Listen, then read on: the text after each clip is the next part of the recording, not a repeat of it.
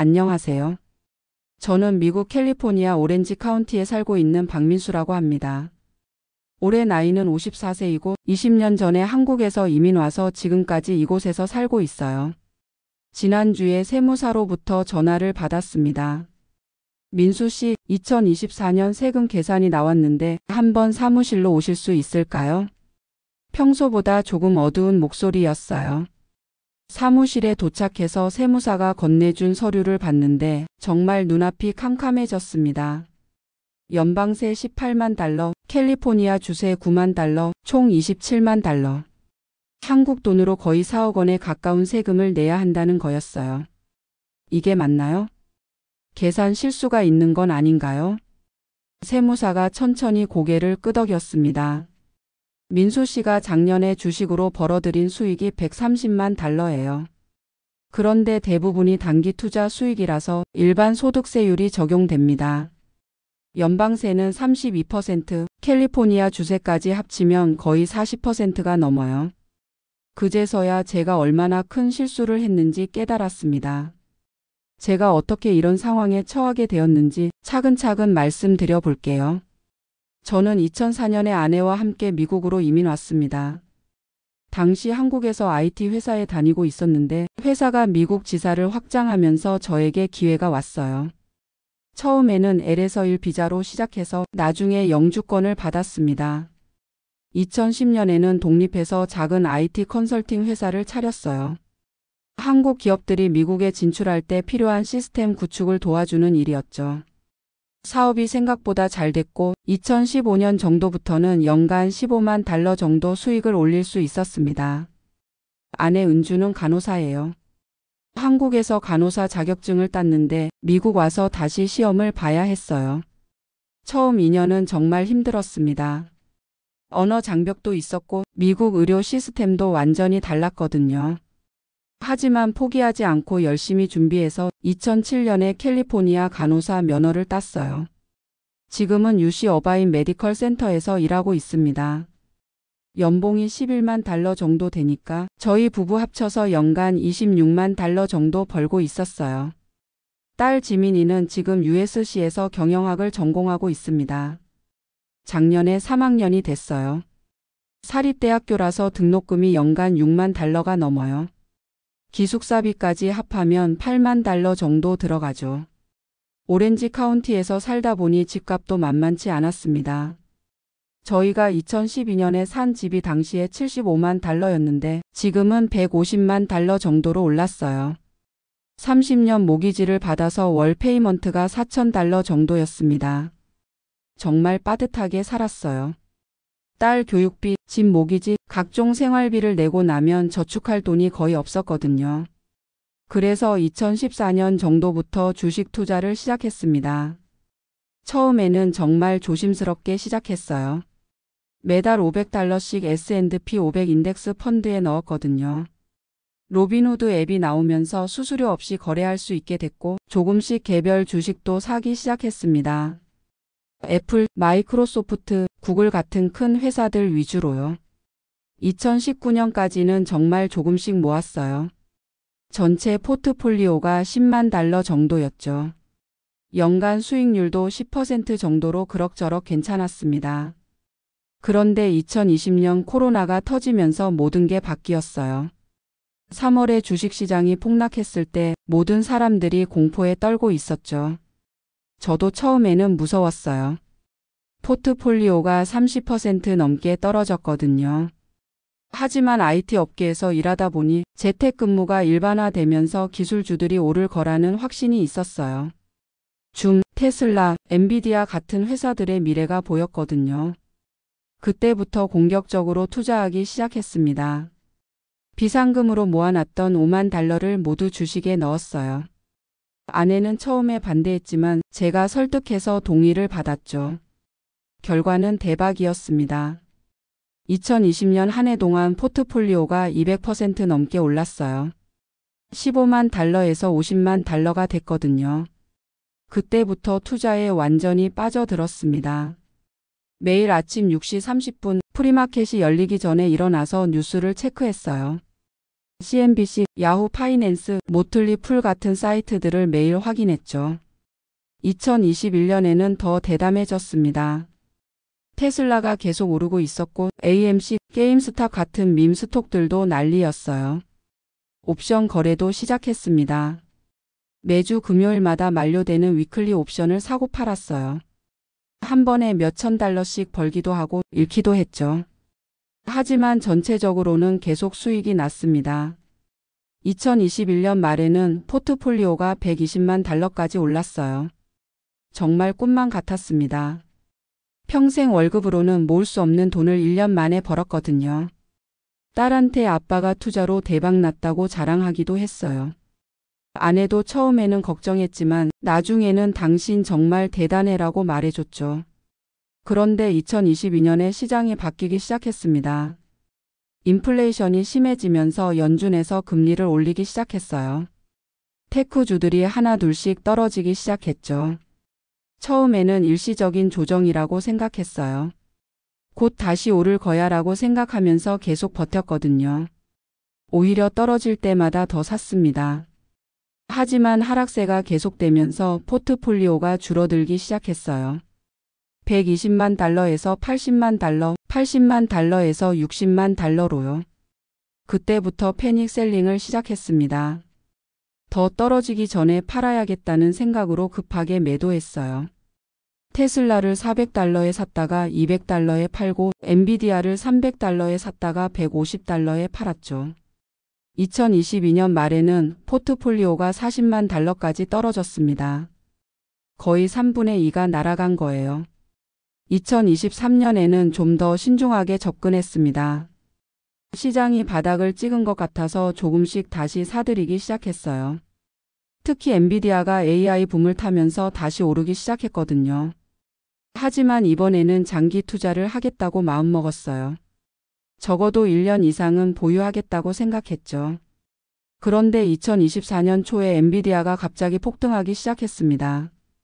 150달러에서 900달러까지 올랐어요. 마이크로소프트, 구글 같은 AI 관련주들도 따라서 올랐죠. 제가 2023년에 산 엔비디아가 6배가 올랐어요. 10만 달러어치를 샀는데 60만 달러가 된 거죠. 그때 제가 큰 실수를 했습니다. 혹시 또 떨어지면 어떡하지? 라는 두려움에 급하게 팔아버린 거예요. 엔비디아뿐만 아니라 수익이 난 다른 주식들도 거의 다 팔았습니다. 2024년 한 해 동안 총 130만 달러의 수익을 올렸어요. 한국 돈으로 거의 18억 원 정도 되는 돈이었죠. 그런데 문제는 제가 팔았던 주식들의 대부분이 1년 이내에 매도한 것들이었다는 거예요. 미국 세법에서는 1년 이내에 팔면 단기 투자, 1년 이상 보유하고 팔면 장기 투자로 분류합니다. 단기 투자 수익은 일반 소득과 같은 세율이 적용돼요. 제 소득 구간에서는 연방세 32%, 캘리포니아 주세 9.3%가 적용됩니다. 반면 장기 투자 수익은 훨씬 낮은 세율이 적용돼요. 제 소득 구간에서는 연방세 15%, 캘리포니아 주세 13.3%입니다.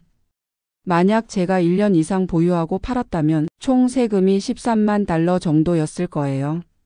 하지만 단기 투자로 분류되면서 27만 달러가 된 거죠. 14만 달러, 한국 돈으로 거의 2억 원을 더 내야 하는 상황이 된 겁니다. 세무사가 설명해 주더라고요. 미국에서는 세금 계획이 정말 중요해요. 특히 주식 투자를 할 때는 보유 기간을 반드시 고려해야 합니다. 더 충격적인 건 예상세 신고를 해야 한다는 거였어요. 미국에서는 연간 소득이 일정 금액을 넘으면 다음해 4월까지 기다리지 말고 분기별로 미리 세금을 내야 합니다. 제가 2024년에 큰 수익을 올렸으니 2025년에는 분기별로 예상세를 내야 하는 거죠. 3월, 6월, 9월, 12월에 각각 6만 달러씩 총 24만 달러를 미리 내야 합니다. 그럼 올해 27만 달러 내고 내년에 또 24만 달러를 미리 내야 한다는 말씀이신가요? 네, 맞습니다. 다만 내년에 실제 수익이 예상보다 적으면 환급 받을 수 있어요. 정말 머리가 어지러웠습니다. 130만 달러를 벌었는데 세금으로 거의 절반을 내야 하는 상황이었거든요. 더 큰 문제는 제가 번 돈을 이미 다른 곳에 써버렸다는 거였어요.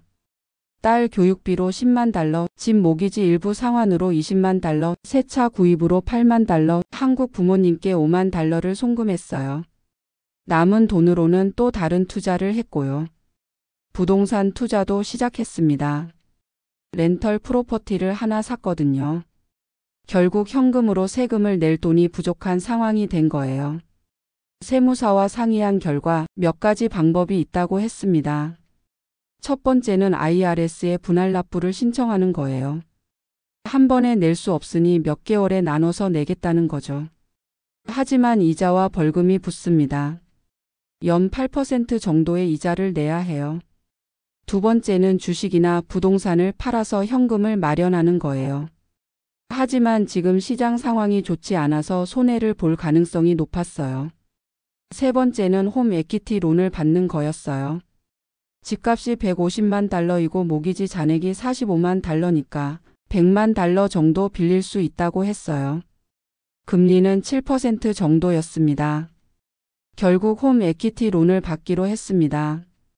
세금을 내기 위해 30만 달러를 빌리게 된 거죠. 아내와 상의할 때 정말 힘들었어요. 당신이 투자로 큰 돈을 벌었다고 해서 좋아했는데 결국 집을 담보로 돈을 빌려야 하는 상황이 됐네요. 미안해, 은주야. 내가 세금에 대해서 제대로 알아보지 않고 성급하게 판 게 문제였어. 그래도 다행인 건 집값이 올라서 빌릴 수 있는 돈이 있다는 거예요. 앞으로는 더 신중하게 해요. 이 일을 겪으면서 정말 많은 걸 배웠습니다. 첫 번째로 미국에서 투자할 때는 세금 계획이 정말 중요하다는 거예요. 특히 단기와 장기 투자의 세금 차이를 반드시 알아야 합니다. 두 번째로 수익이 날 때 일부는 반드시 세금 용도로 따로 보관해야 한다는 거예요.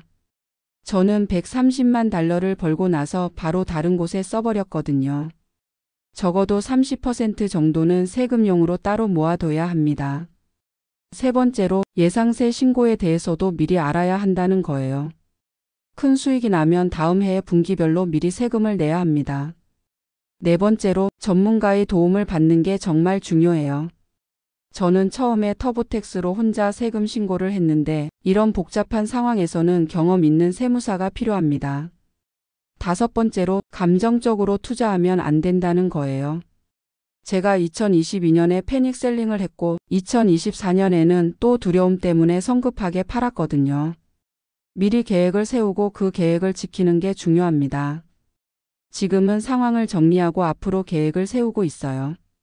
홈 에퀴티 론으로 빌린 30만 달러로 세금을 냈고 앞으로 5년 동안 월 5천 달러씩 갚아나가야 합니다. 다행히 제 수입이 계속 있으니까 감당할 만해요. 투자는 계속하되 훨씬 더 보수적으로 하고 있습니다. 이제는 무조건 1년 이상 보유하고 팔아요. 그리고 수익이 나면 바로 30%는 세금 계좌에 따로 모아둡니다. 올해부터는 세무사와 분기별로 미팅을 하기로 했어요. 예상세 신고도 미리미리 준비하고 있고요. 같은 실수를 하지 않도록 투자 일지도 쓰고 있습니다. 언제 사고 언제 팔지, 왜 그런 결정을 했는지 모두 기록해요. 미국에 사는 다른 한인분들에게 꼭 말씀드리고 싶은 게 있어요. 주식 투자로 큰 수익을 올리는 건 정말 좋은 일이에요. 하지만 세금에 대한 계획 없이 투자하면 나중에 큰 낭패를 볼 수 있어요. 특히 단기 투자와 장기 투자의 세금 차이를 반드시 알아두세요. 며칠만 더 기다렸으면 세금을 절반으로 줄일 수 있었는데 성급함 때문에 2억 원을 더 내야 하는 상황이 됐거든요. 그리고 큰 수익이 나면 반드시 세무사와 상담하세요. 혼자서 해결하려고 하면 놓치는 게 너무 많아요. 마지막으로 투자는 마라톤이지 단거리 달리기가 아니라는 걸 꼭 기억하세요. 단기간에 큰 수익을 올리려고 하면 더 큰 위험에 빠질 수 있어요. 저는 이번 일을 계기로 더 현명한 투자자가 되려고 합니다.